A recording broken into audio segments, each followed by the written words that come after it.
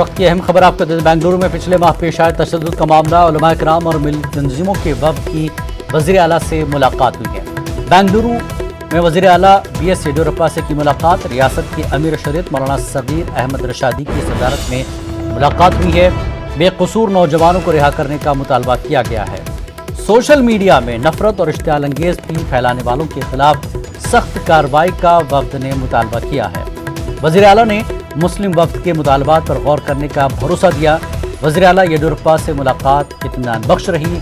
जमीयत उलमा हिंद कर्नाटक के सदर मौलाना इफ्तिखार अहमद कासमी ने बयान दिया है। आज बेंगलुरु में पिछले माह पेश आए तशद्दुद मामले में उलमा कराम और मिली तंजीमों के वफ्द की वज़ीर आला से मुलाकात हुई है और बेंगलुरु में BS येडियुरप्पा से मुलाकात की गई। रियासत के अमीर शरीयत मौलाना सगीर अहमद रशादी की सदारत में ये मुलाकात हुई। बेकसूर नौजवानों को रिहा करने का वज़ीर आला से मुतालबा किया गया और सोशल मीडिया में नफरत और इश्तियाल अंगेजी फैलाने वालों के खिलाफ सख्त कार्रवाई करने का वफ्द ने मुतालबा किया है।